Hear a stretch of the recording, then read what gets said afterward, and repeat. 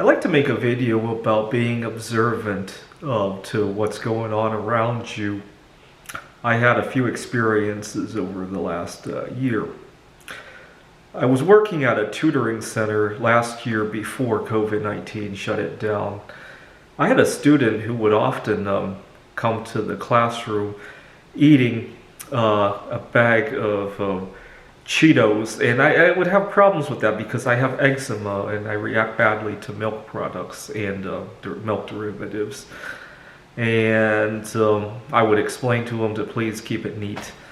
And but part of the problem with the tutoring center or tutoring in general is that a lot of these students are very overprivileged. If you set too many rules, they have a lot of choices, so you have to be careful how you approach it. I tend to like to approach it in the sense of we're in this together, right? If I get sick, you're gonna miss out too, right?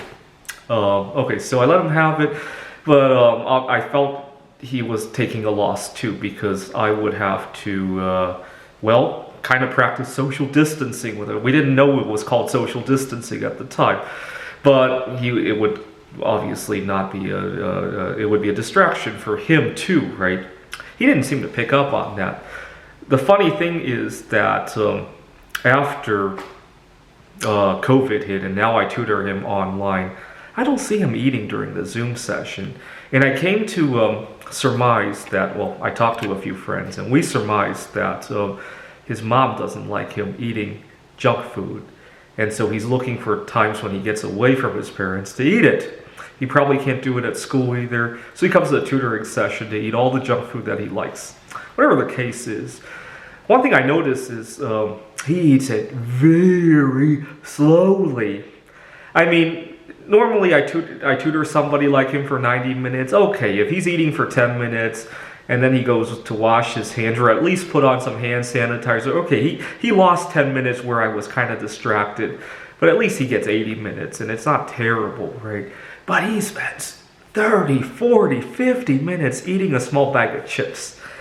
And the other thing I notice is how skinny he is for all the junk food that he eats. I had another client, and he's about the same age as this client. And I used to see this was outside the tutoring center. This is just my private tutoring. I would go to their home. I never saw him eat, but I know he has a very rushed attitude. Sometimes when I give him instructions on doing something, I have to remind him to please not act until I finish the instructions.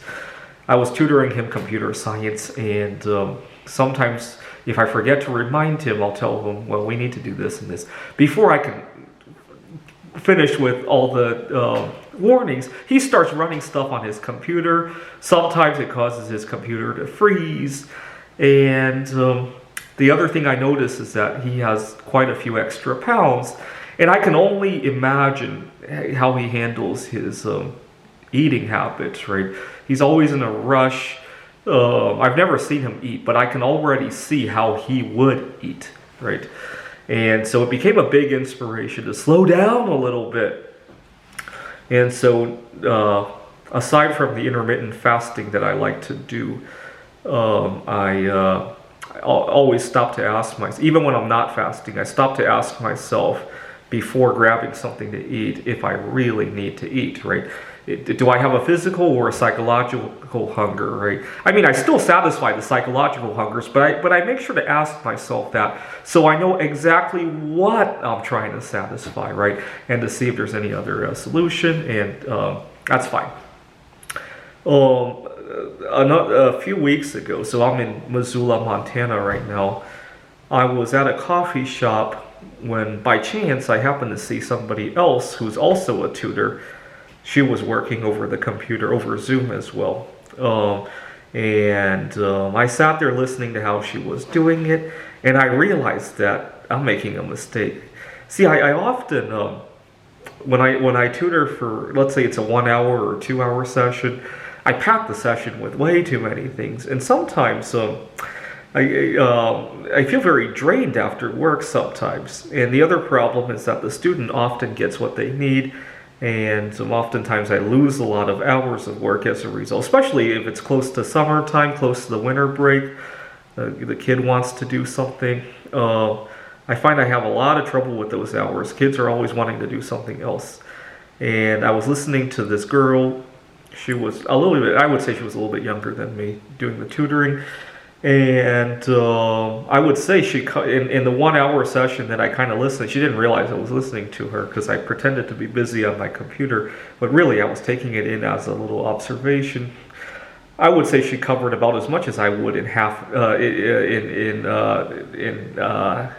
half an hour during that 1 hour session. And still, the student was very satisfied. I could tell that, and obviously, she's still working with it, right? So it made me reevaluate if what I'm doing is right.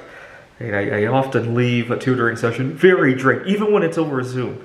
When it was in person, I had to deal with these dietary restrictions and these social aspects. I was well beyond drained, right? Oftentimes, it felt like I had a drink after, and sometimes I would have to.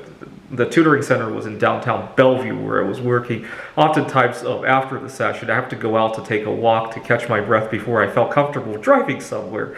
And it just made me reevaluate if going overboard and whether I should spend more time selling myself, right? The tutor I was looking at made a good rapport with the student. Anyways, it just goes to show that we're constantly needing to learn something, right? And always take the opportunity. When you see something that is strange or different or something, instead of writing it off, try to pick something up from it, right? Always have your antenna up, right?